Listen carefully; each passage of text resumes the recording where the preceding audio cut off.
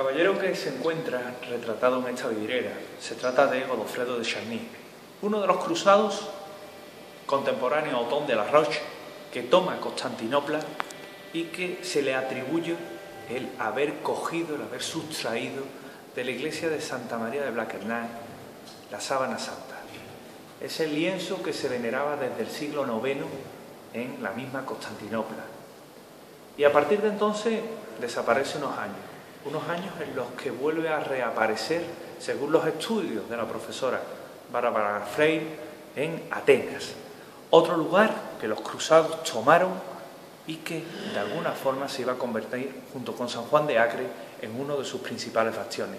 Y a partir de entonces reaparece en un lugar muy especial, en un lugar que es el que nos marca el mapa, precisamente una iglesia, una casa señorial en Chambéry, en el año 1453. Previamente, en el año 1353, ya tenemos constancia de la misma, es decir, un lienzo, una tela atribuida a no se sabe quién, pero que sin embargo tenía las improntas, las marcas frontales y dorsales de un cuerpo que había sido ajusticiado igual que Jesús de Nazaret.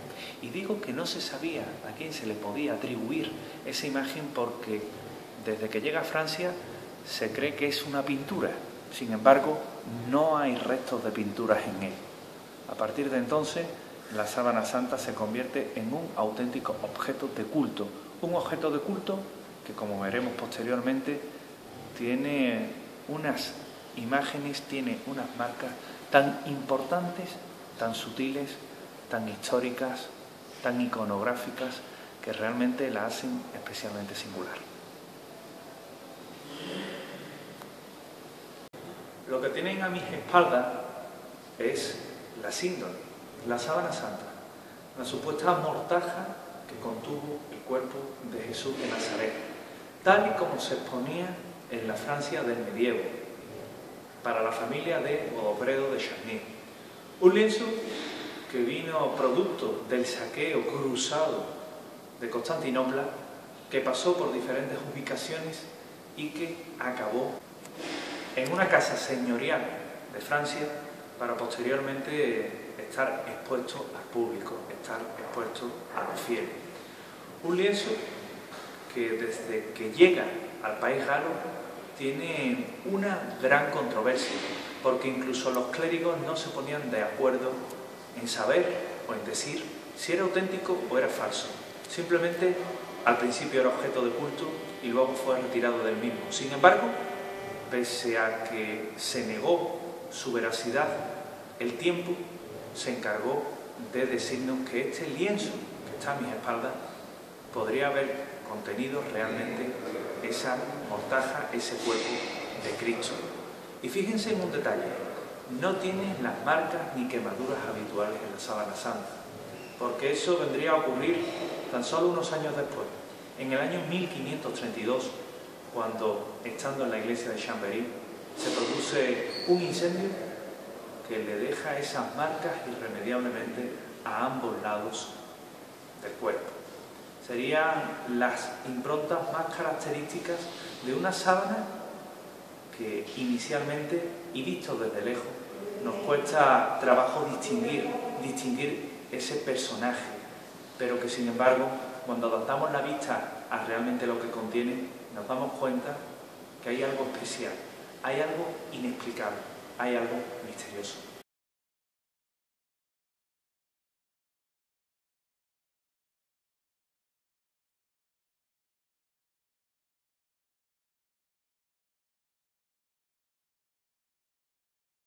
La persona que tienen detrás mía se trata del rey Edgar V, rey de Edesa, el cual fue contemporáneo a Jesús de Nazaret. Vivió en su misma época, incluso se cree que tuvo algún contacto, alguna relación con él. Lo que porta en sus manos es precisamente el lienzo, la síndone de Turín, o lo que por aquel entonces era esa mortaja que se dice que envolvió a Cristo. Y la tiene él, la tiene en su poder, porque entre otras cosas, fíjense el dato, estaba aquejado de lepra. tenía el firme convencimiento que si se rodeaba, que si se envolvía de esa misma sábana quedaría sanado, como realmente ocurre. La lepra, una enfermedad que era una exclusión social en la época, incluso te condenaba. Sabía el rey Edgar V que podía llegar con ella el final de su reinado. Sin embargo, el envolverse en esa sábana obró el milagro y hizo que se le dotara de una especial devoción, al punto que quedó lapidada para los siguientes años en los anales históricos del propio rey. Luego, esa lapidación vendría de otra forma, ya que con la llegada de la invasión persa del rey Khosrós II quedaría marcada sobre una puerta, una de las puertas de la muralla de la ciudad, tapiada para protegerla, preservarla precisamente del ataque bárbaro del rey persa que finalmente tomaría la ciudad. Pero ya tenemos la primera referencia histórica, tiempos contemporáneos a Cristo, retrato del rey Edgar V, sábana santa en su poder, y a partir de ahí una curiosa historia que le invito a que la conozcan conmigo.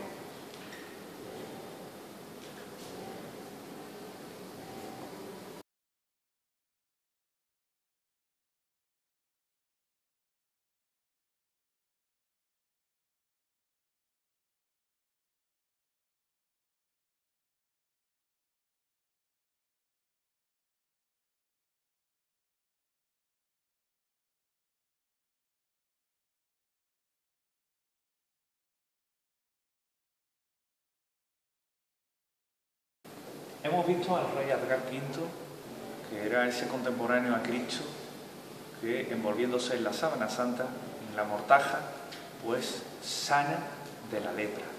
A lo largo de la historia comprobaremos cómo iconográficamente, es decir, la representación artística que tenemos de Cristo, nos ha ido dejando singulares muestras precisamente de la imagen que tenemos de él. Por ejemplo, nada más que tenemos que ver esos iconos bizantinos donde hay una clara representación, una clara analogía entre el rostro del sudario y los rostros que se iban representando, sin duda, porque los autores, los pintores de la época se inspiraban en el mismo, en las imágenes que habían llegado de otros autores que habían tenido contacto directo visual con la sábana santa y que habían, de alguna forma, representado pictóricamente la misma.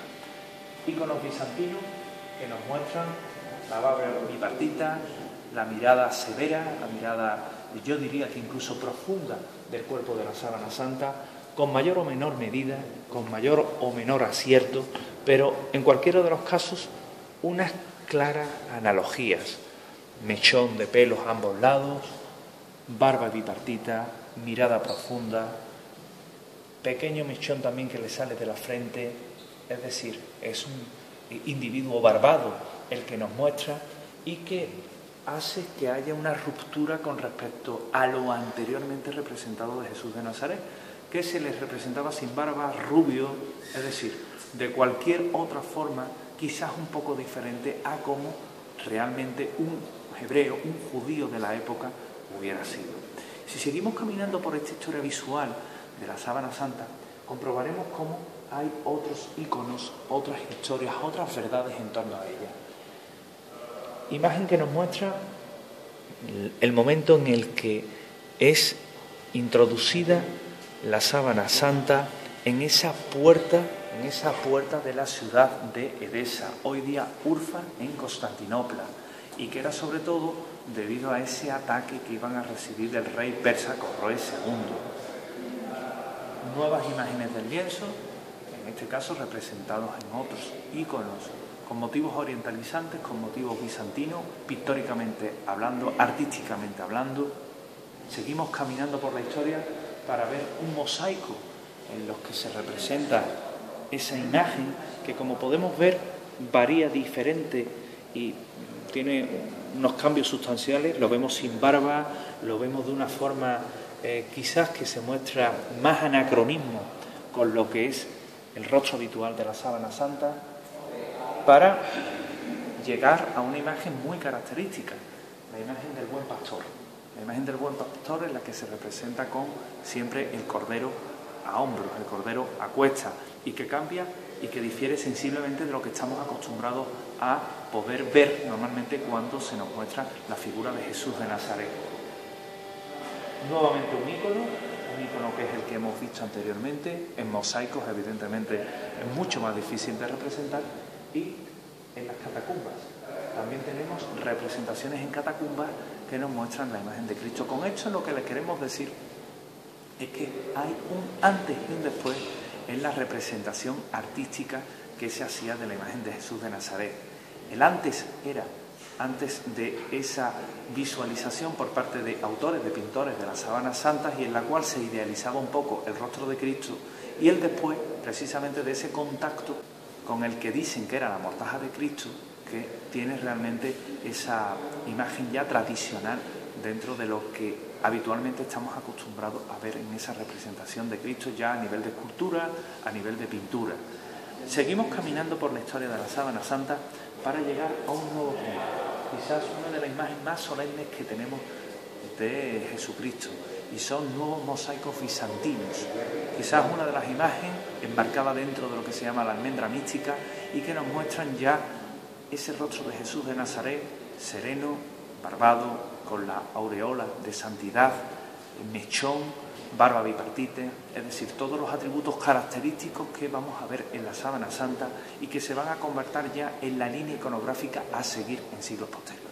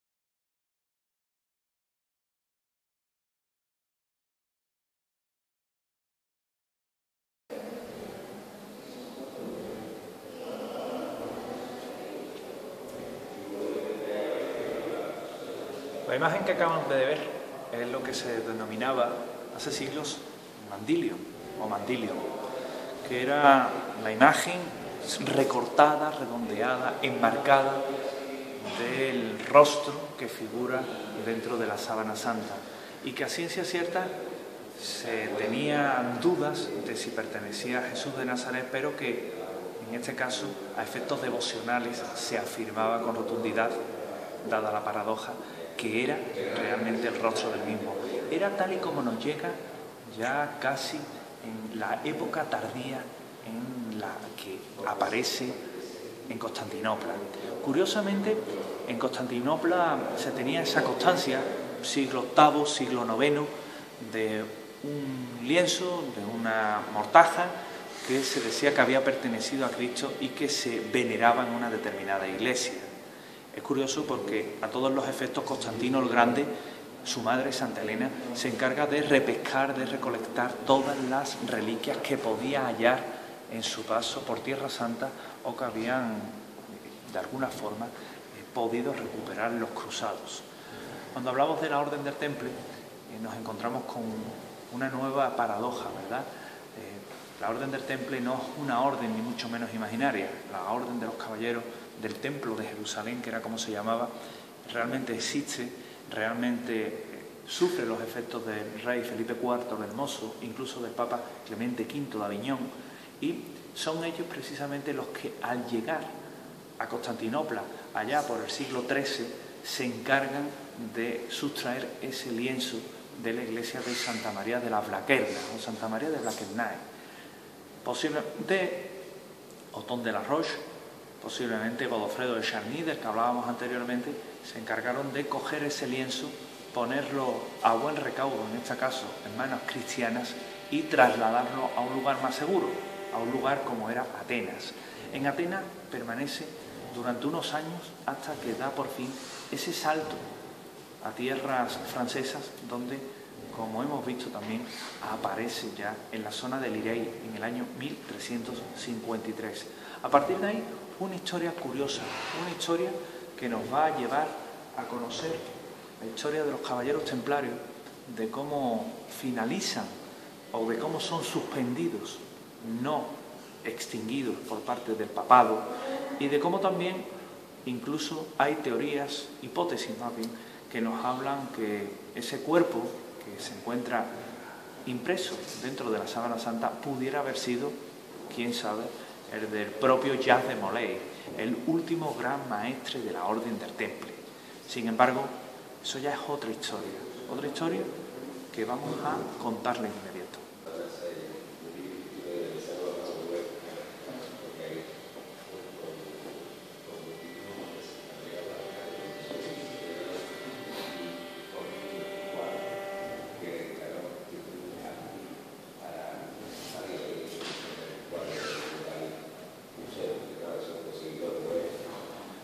El caballero que se encuentra a mi lado es el caballero Jacques de Molay, el último gran maestre de la Orden del Temple. Una orden que eran los banqueros de Europa, llamados así porque indudablemente se convirtieron, aparte de una orden monástico-militar, en una orden que prestó su dinero a la monarquía francesa. Quizás fue uno de sus principales problemas. Años después, bajo ese reinado de Felipe IV el Hermoso, quedan suspendidas y, bueno, pues la sábana santa sale de todo lo que era el tesoro templario con dirección posiblemente a lugares que quedan en suspenso. Es curioso porque se cree que la sábana sale envuelta en uno de los caballeros del temple, envuelta como si fuera una simple toca, una simple sábana de protección, y que le sirvió para salvarse de caer, en este caso, quién sabe si en manos de la destrucción que posiblemente le esperaba. Sea como fuera, Jacques de Molay simplemente se limitó a dar la tradición que tenían habitual en esos caballeros de la Orden del Temple, es decir, se les acusaba de herejía porque adoraban a un ídolo que era el Baphomet. Sin embargo, a ese Baphomet se le dota de cualidades demoníacas, de cualidades heréticas, cuando, sin embargo, todo parece apuntar que posiblemente se trataba simplemente de la sábana santa doblada al modo del tetradiplón, al modo del mandilion, y que servían para ser objeto de veneración de aquellos caballeros de la Orden del Temple. Sea como fuere, la verdad nunca se va a saber en este controvertido tema, y sí es verdad que ese proceso contra los templarios pues quedaría debidamente recogido en suspenso, como se descubrió hace recientes épocas, y una orden que nunca quedó extinguida, sino simplemente, como hemos ya remarcado, en suspenso. A partir de entonces, la sábana desaparece por unos años en este recorrido casi guadianesco que tiene para aparecer ya así, en esa zona del Lirey, recordemos año 1353, donde comienza una historia conocida, una historia sabida, sin un recorrido con tantos altibajos, con tantos puntos de desconocimiento, en los que se le va a seguir fácilmente la pista a la vez de esa apasionante historia que nos ha llevado hasta nuestros días.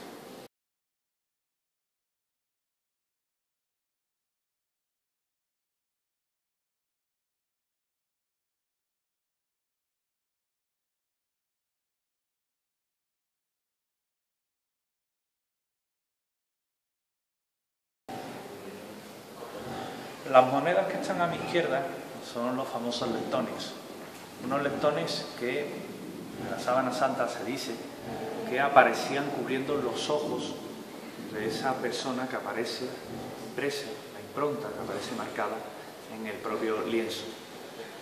Cuando se realiza un microfotografiado de la sábana santa, se dice que sobre los párpados aparecen unas formas redondas que se puede leer muy débilmente, Ucai. Ucai, que sería pues lo que nos queda de Tiberius Caesar, es decir, Tiberius César.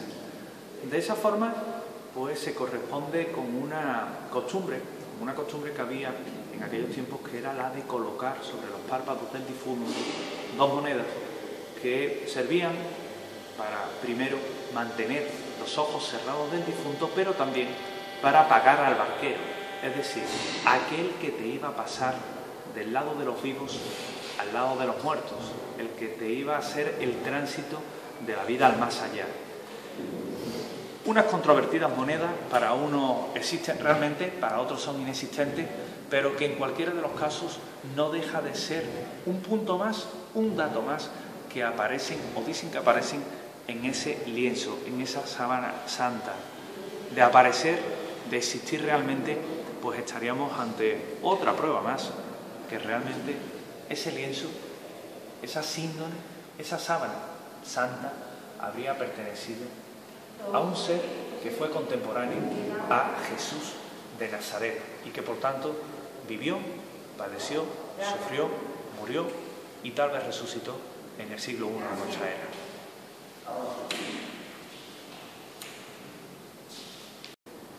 Cuando en 1453 se produce aquel incendio, son las clarisas las que se encargan de remendar de una forma piadosa pues aquellas quemaduras que ha dejado el incendio, el pavoroso incendio en el lienzo.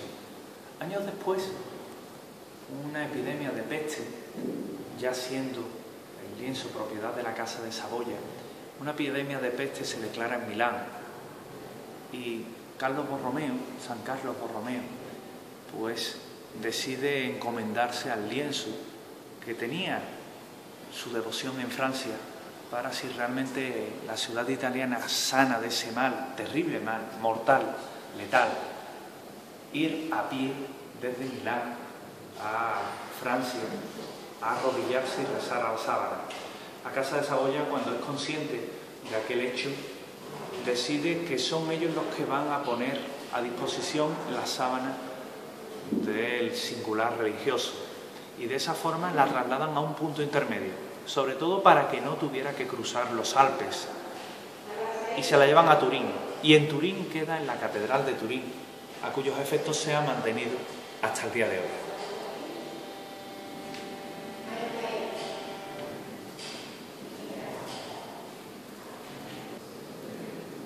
En el año 1898, el rey Don Manuel de Saboya, que era el propietario de esa sábana, decide hacer una ostensión pública, pero a su vez decide y permite la primera fotografía al propio lienzo.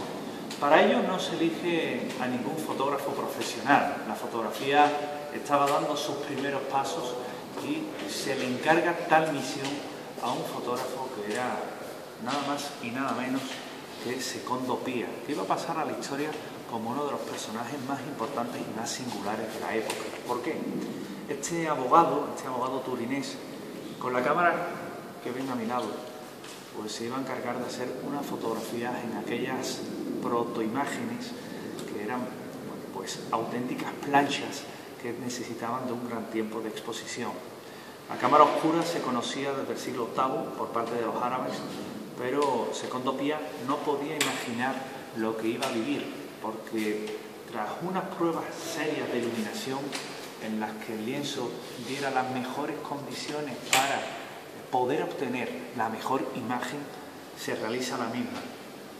Cuando se dispone a revelar aquella placa, se encuentra con un dato escalofriante.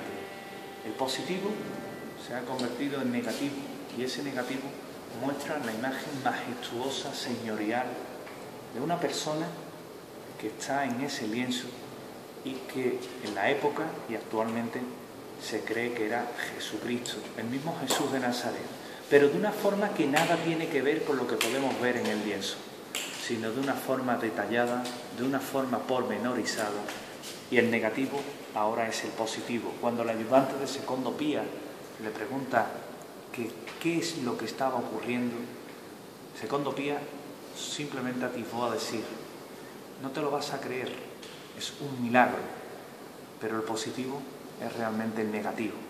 Y de esa forma se obtiene la primera fotografía del rostro que ha pasado a la historia y que ha sido millones de veces reproducido como el rostro de Jesús de Nazaret, el rostro de la sábana santa.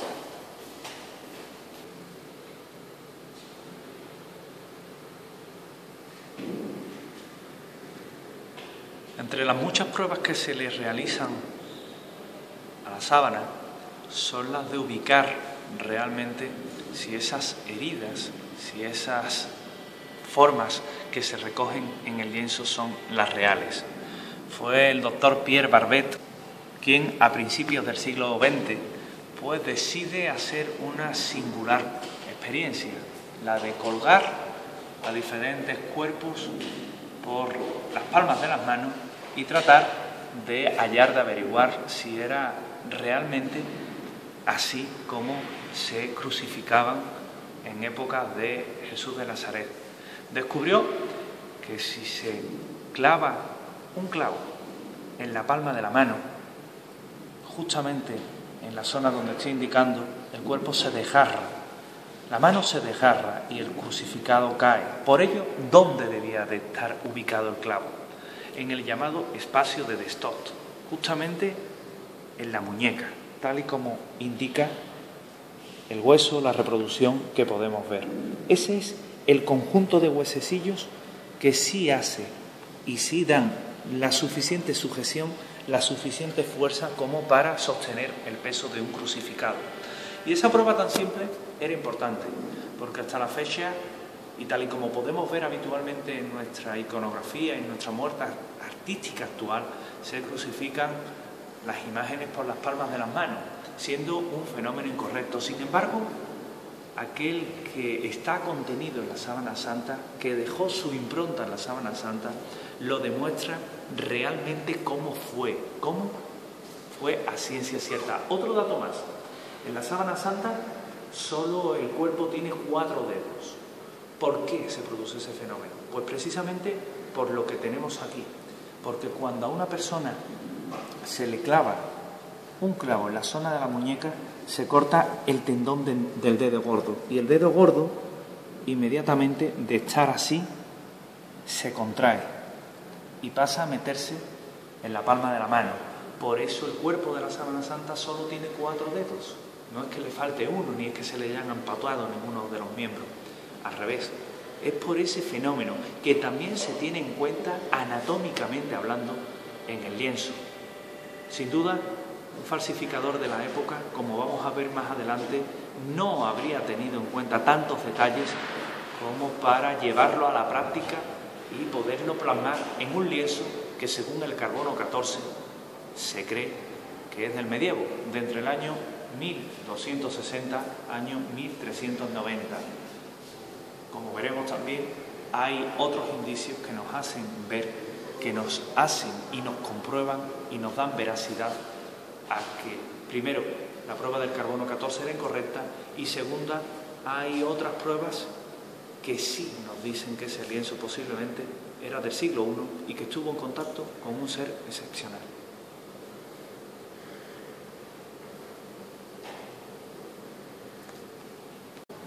En el año 1988 se encargan las pruebas de carbono 14 a 4 laboratorios que se iban a encargar de efectuar la datación: Zurich, Tucson, Oxford y, en este caso, un cuarto laboratorio que iban a hacer un triple ciego, es decir, una prueba en la que no sabían la localización, la procedencia de esas muestras a realizar la prueba, y que sin embargo tenían que arrojar su datación aproximada.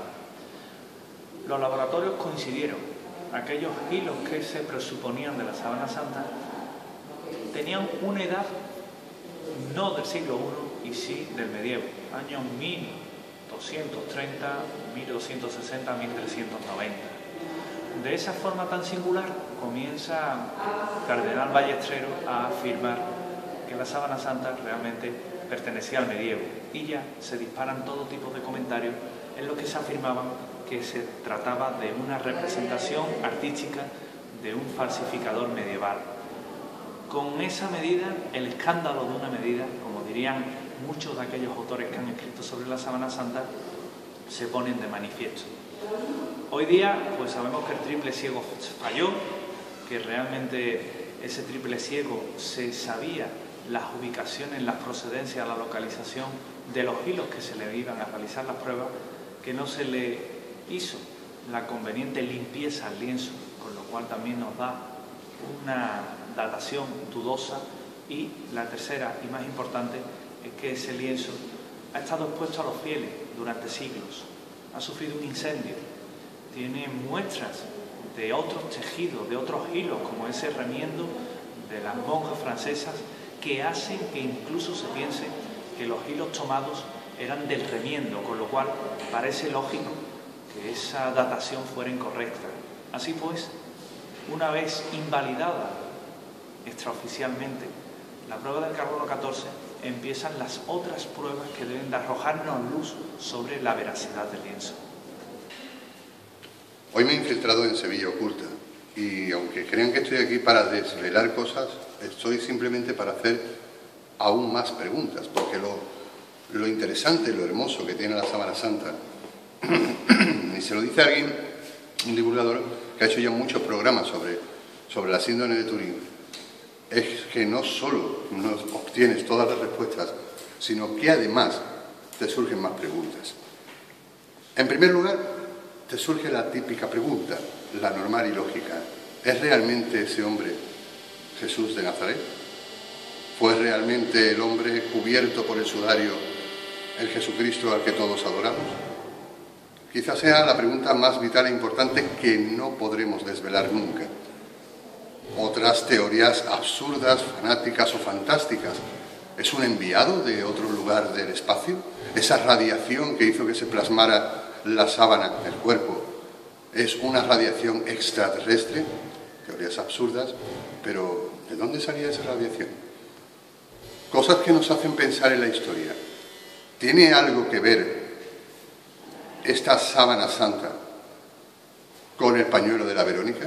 ¿Con la leyenda mística de que se quedó impregnada la cara, el rostro de Jesús en el pañuelo de la Verónica? ¿No sería una bifurcación en el tiempo y en la historia, y lo que estamos hablando es de la misma tela, de la tela donde se ve el cuerpo y en este caso la cara de Jesús? ¿Se referían quizás al hablar del pañuelo de la Verónica a la propia Sábana Santa? Otra teoría y otra cosa sin responder dentro de esta historia maravillosa y magnífica que siempre trae la Sábana Santa. ¿Realmente los templarios era este el Baphomet al que adoraban? ¿O terminaron adorando otras cosas y como escudo utilizaron la Sábana Santa? En definitiva, tú cada vez que intentas investigar, o por lo menos divulgar, como es mi caso, la Sábana Santa, no solo tengo respuestas, sino que tengo más preguntas todavía, aún más dudas, aún más misterio. Esa es la magia de la Sábana Santa que hace que desde hace 2000 años se venere, se investigue y se trabaje intentando descubrir los porqué. Pero una cosa sí tengo clara: si ese hombre no fuera alguien importante, si ese hombre cuya imagen se quedó impregnada no fuera Jesús, ¿por qué narices iban a estar durante 2000 años cuidando una sábana? ¿Por qué iba a estar guardada una sábana que no pertenecía a nadie importante durante 2000 años? Quizás sea la teoría más tonta, más simple, pero la que me hace creer que ese hombre pudo ser Jesucristo. 2000 años cuidando una tela, cuidando una sábana. ¿Por qué?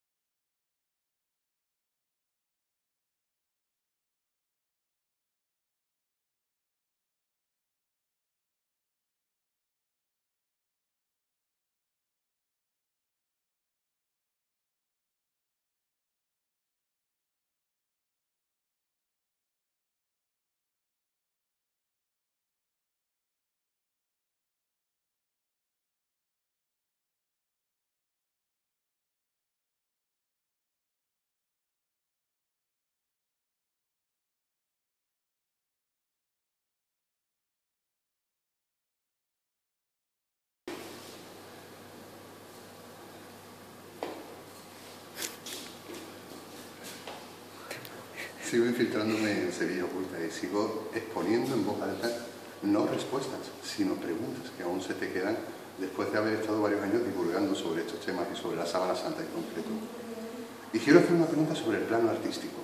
Grandes pintores de toda la historia han traído la imagen de Cristo clavado las palmas de las manos, con los dos pies, cada uno con un clavo.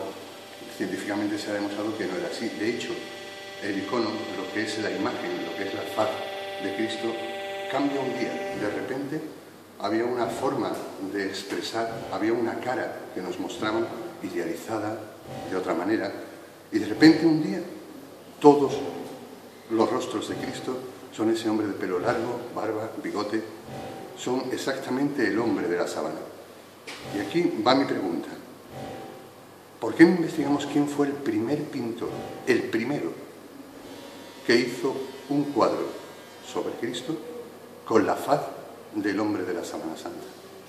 Si investigamos y descubrimos quién fue el primero que pintó ese Cristo, quizás tengamos pistas de quién fue el primer artista que llegó a contactar con la Sábana Santa, y podría ser incluso para los historiadores y científicos un paso más, una pista más para descubrir algo más de la Sábana Santa.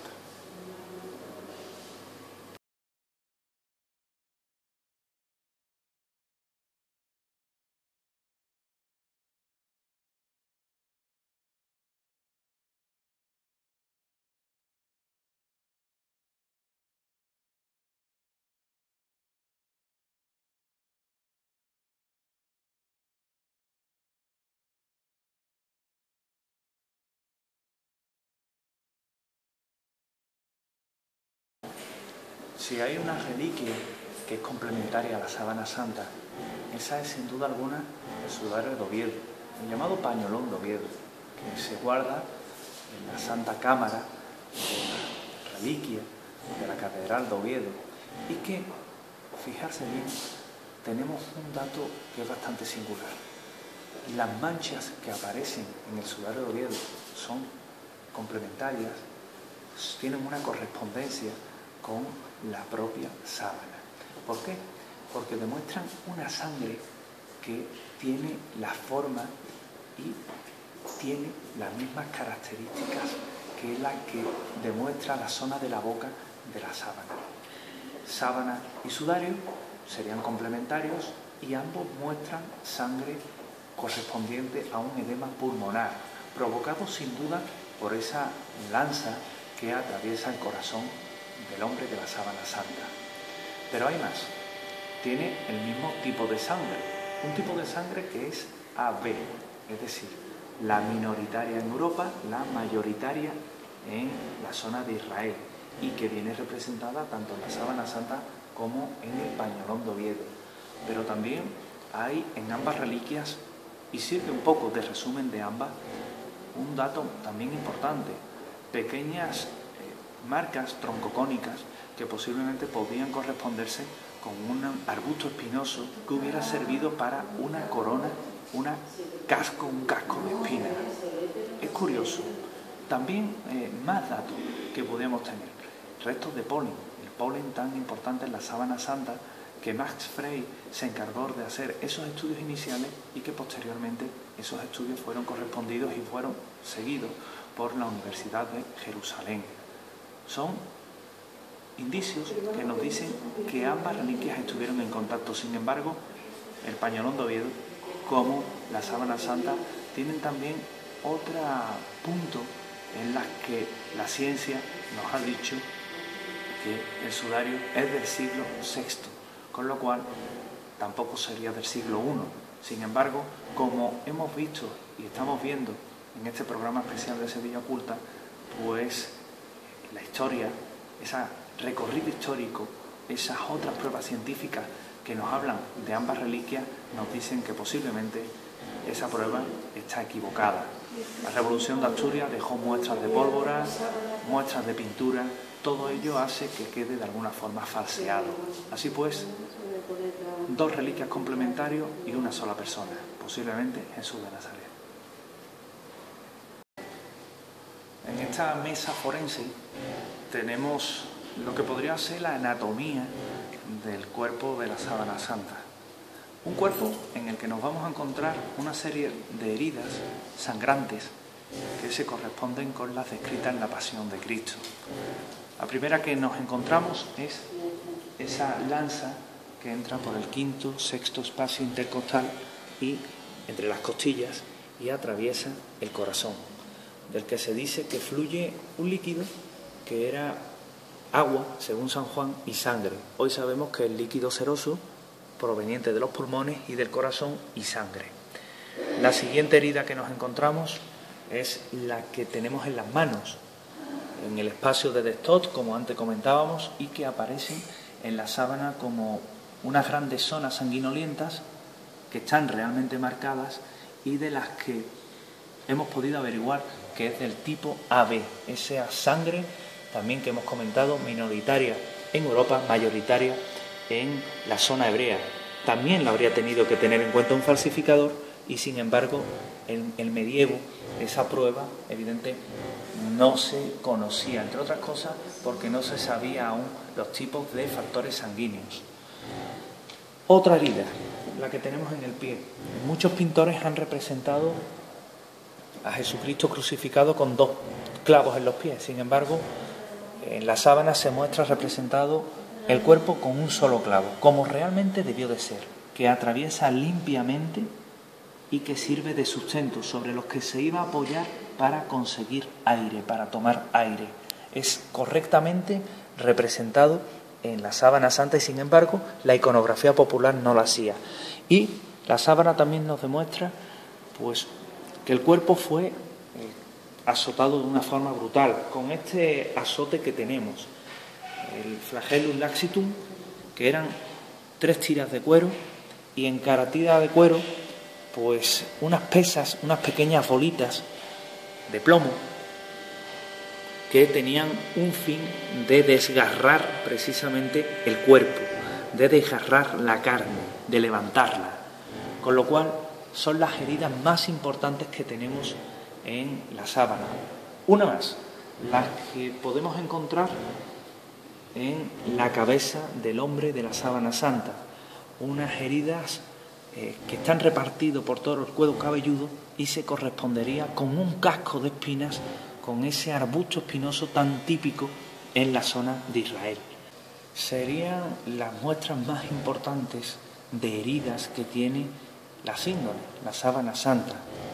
Un cuerpo que al fin y a la postre lo que nos viene a decir es que el sujeto que dejó aquella impronta en la sábana, en el lienzo, sufrió la misma herida y el mismo martirio que Jesús de Nazaret. Habría que plantearse cuántos judíos de la época sufrieron el mismo tormento. Otro punto de controversia que podemos encontrar con respecto a la historia y la iconografía es la corona de espinas.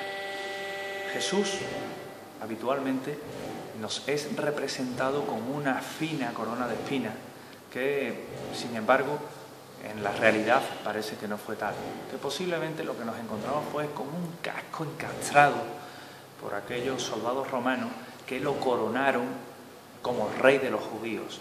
Y podemos hacer esta afirmación en virtud de las múltiples heridas punzantes que tiene el cuero cabelludo del hombre de la sábana santa, numerosas hebras e hilos exaltados precisamente por las espinas de este casco que hicieron una gran cantidad de incisiones en lo que es la cabeza del ajusticiado, sobre todo en la parte trasera, que es la que demuestra con una mayor fiabilidad que ese casco fue puesto a la fuerza y que incluso aquellas espinas se llegaron a clavar 1,5 centímetros, 2 centímetros en lo que es la nuca del ajusticiado.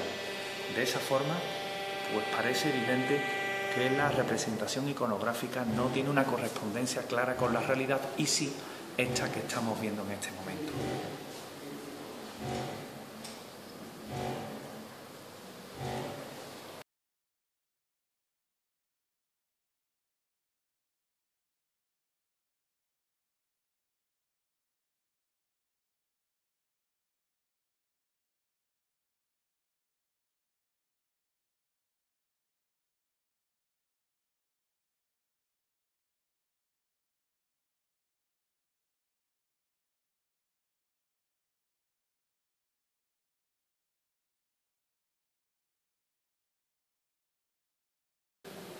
A continuación van a escuchar un sonido que es particularmente molesto, pero de que está muy a propósito porque lo que viene es a marcar la intensidad y fuerza con la que se pudo grabar en cuestión de segundos la impronta de la sábana santa.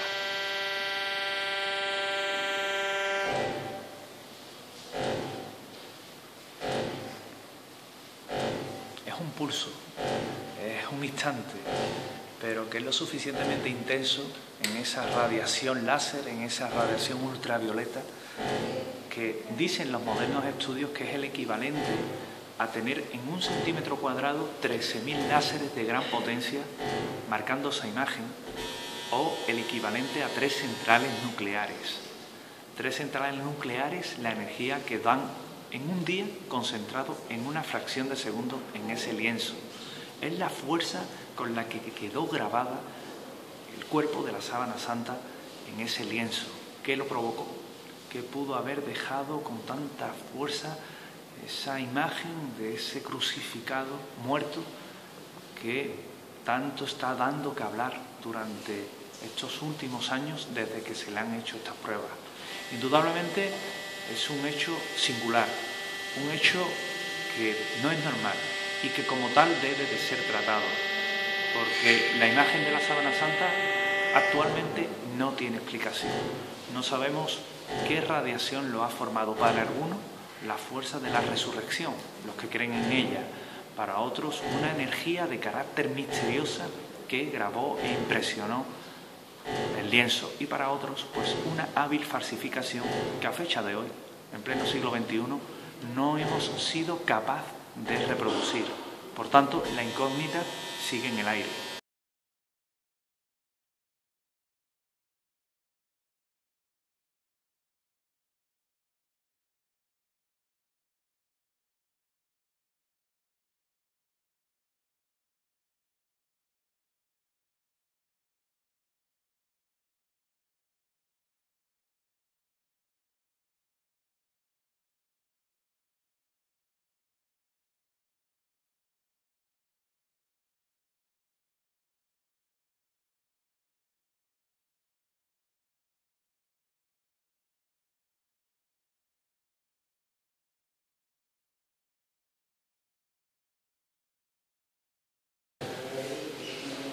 Lo que está detrás mía es la cruz, tal y como debió ser realmente la que aguardaba a Cristo en el Gólgota.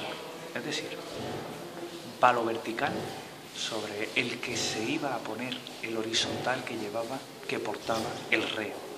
El reo que era atado y que era llevado sobre sus hombros, ese madero, para esperarle, aguardarle en el Gólgota, ya allí instalado, ese soporte, ese palo, ese madero vertical sobre el que iba a ser atado, iba a ser clavado y puesto en lo alto. De esa forma fue la auténtica crucifixión. De esa forma comienza quizás la historia más grande jamás contada, la historia de la crucifixión que sirvió, entre otras cosas, para ser más grande aún la historia de un personaje singular, un personaje histórico, un personaje de fe, un personaje al que se rinde culto como un libertador, como un Mesías o simplemente como el enviado, el Hijo de Dios, el ungido, la historia de Jesús de Nazaret.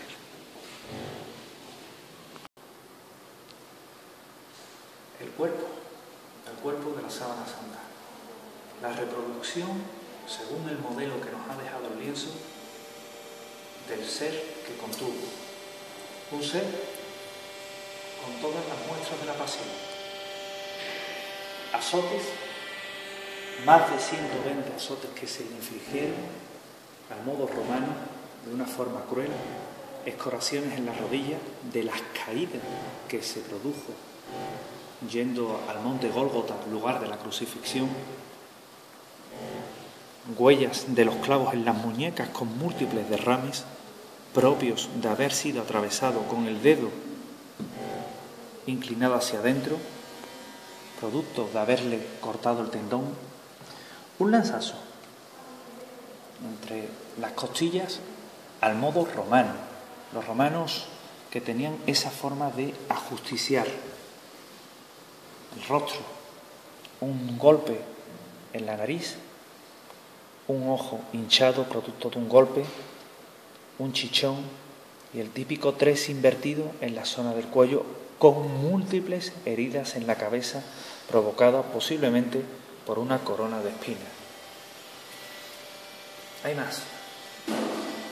Al cuerpo de la sábana santa no se le rompen las piernas. A los crucificados de la época existía una tradición para acelerar su muerte, y era ni más ni menos romperle las piernas. ¿Por qué?